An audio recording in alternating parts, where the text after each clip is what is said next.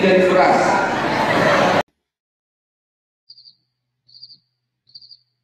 Yang bertuan ucapan dari luar terima kasih, dan kepada rekan pengunjung yang kami dengar ceramah daripada Ustaz Abdul Samad Senyaknya, beginilah sebagai pedoman ujian kepada Ustaz kami bersilakan.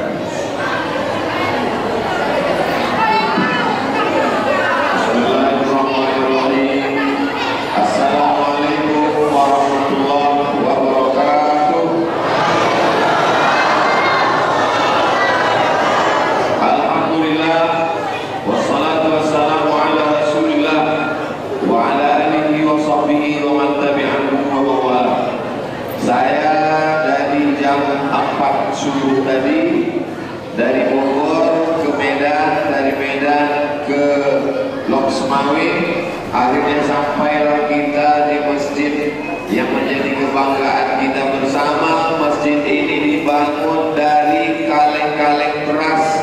Masyarakat mengumpulkan hasil taninya, lalu kemudian berdirilah masjid. Di tempat lain masjid dibangun dari semen, di sini dari beras. Mudah-mudahan ke depan padinya semakin melimpah buah.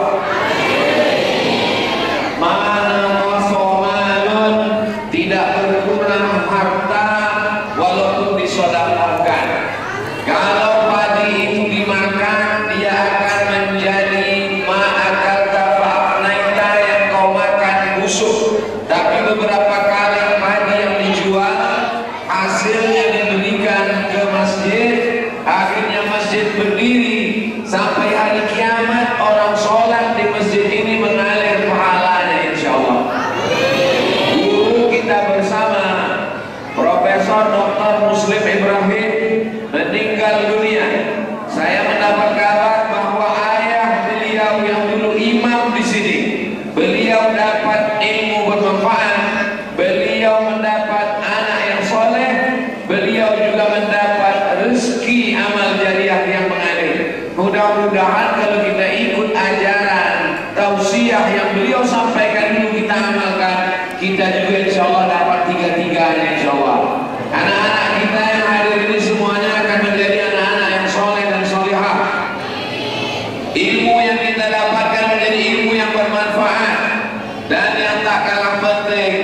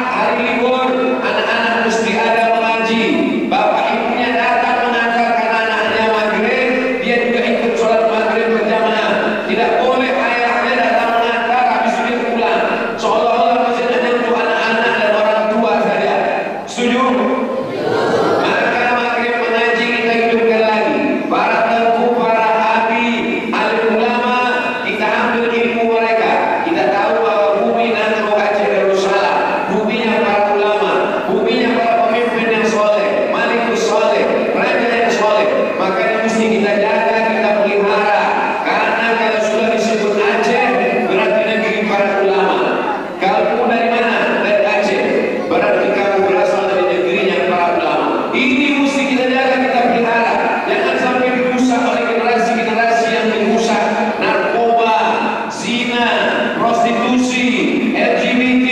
Insya Allah anak cucu kita kalau dijaga dengan pendidikan masjid, dia akan selamat dunia akhirat insya Allah. Amin. Yang ketiga, kalau negeri ini mau aman, damai, tentram, turun rahmat Allah, Allah minta dua saja.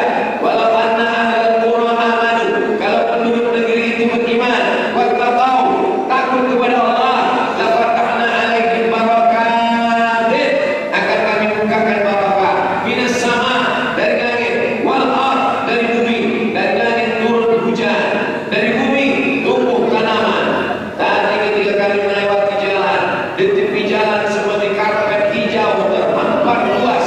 Ternyata ini adalah padi yang ditanam. Berapa banyak orang menanam padi, turun hujan, tapi hujan yang turun bukan hujan rahmat, hujan laknat. Berhari-hari menjadi banjir bandang. Padi yang ditanam malah mati, ikan-ikan yang dibuat keramba malah lepas. Maka kita ingin turun hujan, tanam-tanaman tumbuh. Sekarang kita dihantam krisis pangan. Kita tidak bisa lagi mengandalkan ekspor beras, tidak cukup. Maka insya Allah, siapa yang paling mampu memenuhi kebutuhan pangannya, dia yang paling kaya. Orang kaya bukan orang yang punya emas, orang kaya bukan orang yang punya tanah luas.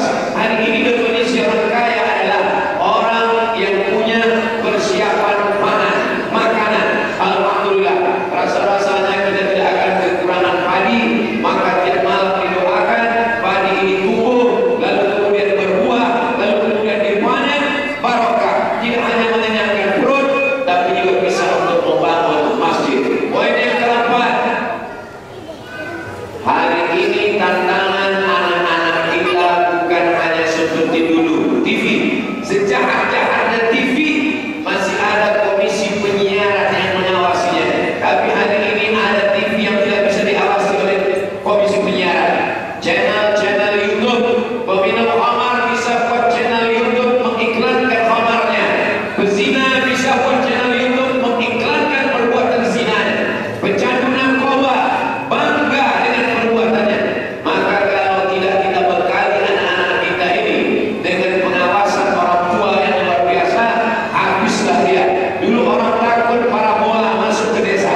Hari ini bukan cuma masuk ke desa, YouTube masuk ke kamarnya, masuk ke handphonenya, masuk ke kantongnya, masuk ke matanya, masuk ke telinganya. Maka orang tua mengarahkan anak-anak supaya tontonan itu adalah tontonan yang bisa menjadi tuntunan. Yang terakhir, yang kelima, sehebat apapun kita hanyalah manusia yang tak berdaya.